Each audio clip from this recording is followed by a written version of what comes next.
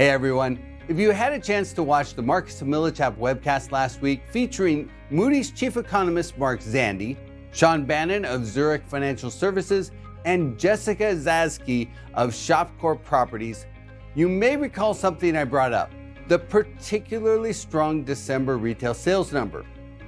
And on the webcast, Mark Zandi shared his opinion on what we should expect for retail sales through 2024.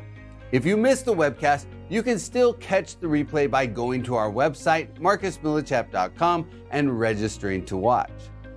So for the video this week, I'm going to dive into the retail sales numbers and share some insights on what the trends mean for commercial real estate.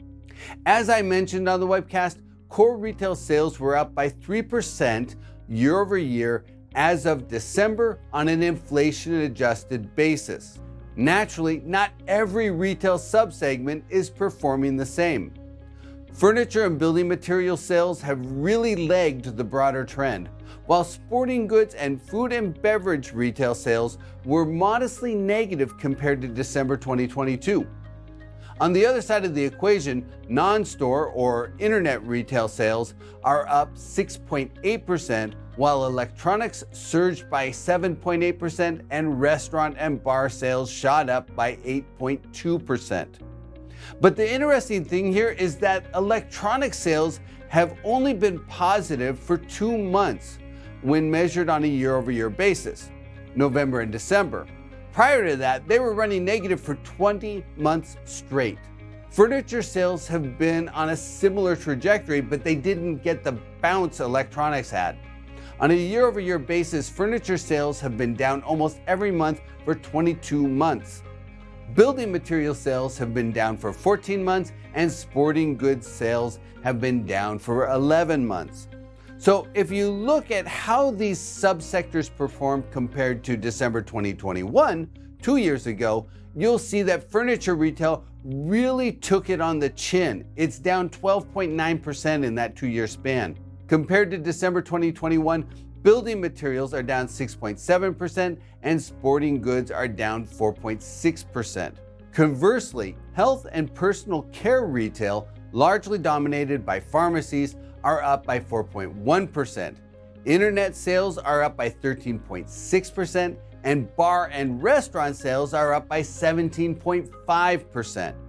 And when you look at the longer run change, since December of 2019, before the pandemic, electronic sales are down the most by 11.5%, followed by furniture, which is down by 8.5%, and apparel, which is down marginally by 0.3%. General merchandise retailers like Target, Walmart, or Fred Meyer's are up by 6.7%. Food and beverage, like grocery stores, are up 10.4%.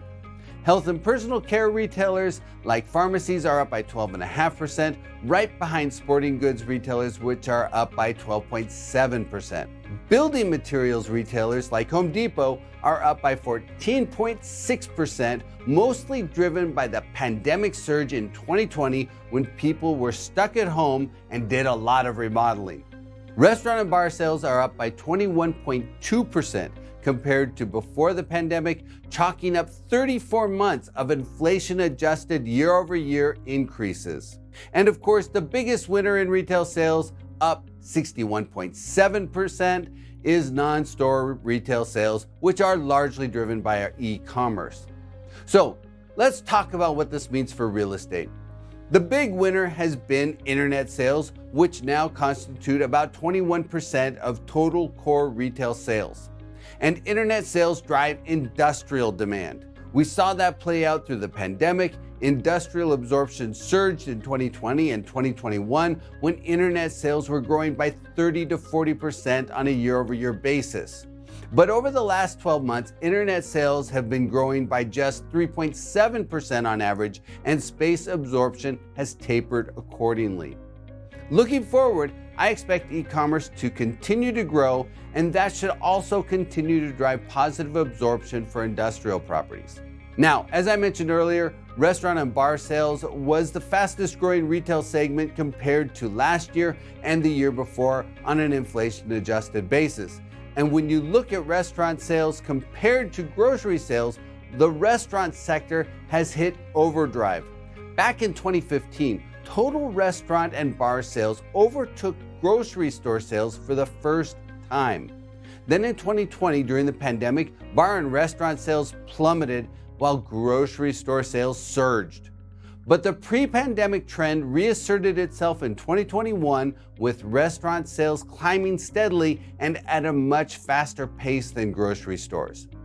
Now, don't get me wrong, grocery stores are still doing very well. Food and beverage sales are up by 10.4% compared to pre-pandemic levels on an inflation-adjusted basis. That reinforces the particularly strong performance of grocery-anchored open-air retail centers as well as single-tenant restaurant properties. Multi-tenant retail vacancy rates ended 2023 at about 5.5%, just 10 basis points higher than the record low. Meanwhile, the single-tenant retail vacancy rate closed out 2023 at about 4.4%, also just 10 basis points off that segment's record low. So in wrap-up, I have to say retail sales are outperforming expectations. They've been supported by increased savings as well as the strong employment market, which added 2.8 million jobs in 2023. And this momentum has been supportive of retail and industrial real estate. If you want to know what Mark Zandi said about the retail sales outlook for 2024, well, go watch the replay of our webcast from last week. Because as the more than 10,000 people who signed up to watch that webcast know, you need to keep your eyes on the horizon.